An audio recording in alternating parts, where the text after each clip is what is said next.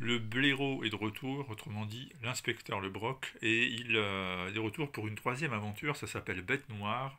Il s'agit bien sûr de la série Granville, publiée, vous le savez, chez Delirium, et c'est signé Brian Talbot, scénario et dessin. Alors, l'inspecteur Le Broc, c'est un blaireau parce que cette aventure, elle est faite uniquement avec des animaux anthropomorphes. Vous avez de simples humains, mais dans l'univers de Granville, ce sont des domestiques, ce sont des êtres qu'on traite finalement comme nous traitons en gros les animaux ou comme autrefois on traitait des esclaves. Granville, c'est un univers à mi-chemin entre le steampunk et l'art nouveau. C'est les conséquences du fait que la France autrefois, avec Napoléon, a conquis l'Europe entière, y compris l'Angleterre. Et depuis, eh bien, cette domination française a écrasé un peu tout le monde. Alors certes, les Anglais ont obtenu une vingtaine d'années en arrière leur indépendance, ça a été de haute lutte.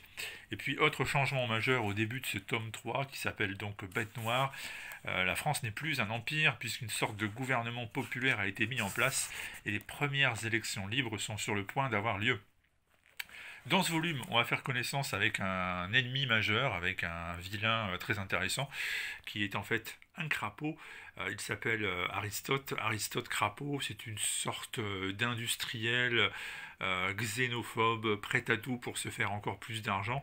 C'est bien sûr une parabole de ce que nous vivons aujourd'hui à l'heure actuelle, avec des chefs d'entreprise mondiales qui sont capables des pires exactions pour s'en mettre plein les poches. La finance débridée, mais aussi le racisme, tout cela est présent. Ça fait partie des thèmes qui sont abordés dans ce volume 3, Bête Noire. Ça commence par l'assassinat d'un peintre, un peintre qui était en train de préparer les croquis d'une œuvre d'art qui devait être exposée au public à l'occasion de ces élections libres dont je vous parlais. Personne ne comprend qui a pu assassiner ce peintre puisqu'il était dans son atelier qui était complètement fermé au public, donc personne ne pouvait entrer ou sortir, et c'est donc l'inspecteur Le Broc qui va se rendre à Paris, à Granville, avec son fidèle adjoint Razzi, qui lui par contre est un rat, et ensemble ils vont démêler tout simplement les fils de cette histoire jusqu'à remonter au baron Crapaud, jusqu'à remonter à ce qui pourrait bien être une tentative de coup d'État. Je vous en dis pas plus pour ne pas vous gâcher la surprise sur le pourquoi, le comment, ce qui se passe, etc. Vous le découvrirez en lisant cette histoire. Histoire durant laquelle notre inspecteur Le Broc se rapproche à nouveau d'une certaine Billy qu'il avait déjà rencontrée de par le passé. Alors Billy, c'est une professionnelle du plaisir. Ça n'empêche pas que Le Broc est très très attiré par elle et que vraisemblablement il souhaiterait en faire sa compagne, sauf que on va le voir et le comprendre encore davantage dans cette histoire. En général, les femmes, ou plutôt les femelles, puisqu'on parle d'animaux ici, qui s'approchent de Le Broc, généralement elles ne finissent pas très bien, et c'est ça qui le pousse à hésiter avant de s'engager.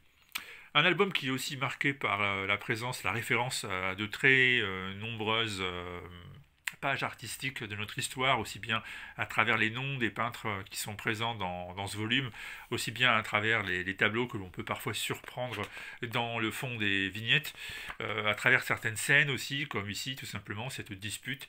Eh bien, ce sont des références marquées à l'histoire de l'art, et puis ceux qui ne le devinent pas, ceux qui ne le comprennent pas, peuvent toujours se fier à ce que leur raconte Brian Talbot à la fin, puisqu'on a toujours et encore ces renvois, ces notes qui permettent de mieux comprendre les influences et là où vous voulez vraiment en venir Talbot. Et c'est très précieux et c'est très très apprécié évidemment comme toujours. Bref, que dire d'autre sur cette série Granville qui est superbement dessinée avec une véritable audace cinématographique dans le montage. Bah écoutez, il n'y a pas grand chose d'autre à dire. Ceux qui sont allergiques depuis le départ, j'ai peu de chance de les convaincre. Ceux par contre qui ne connaissent pas ou qui avaient des doutes, lancez-vous dans l'aventure vraiment parce que là si ça marche, et pour l'instant ça marche, on va avoir l'intégrale de Granville chez Delirium et en plus dans des jolis albums grand format avec une qualité et un grammage des pages qui est remarquable. Je n'ai qu'une seule chose à vous dire, si votre hésitation tient encore, faites-nous confiance. Granville Bête Noire, c'est le troisième, récupérez-moi ça chez Delirium et n'hésitez pas à nous dire ce que vous en avez pensé.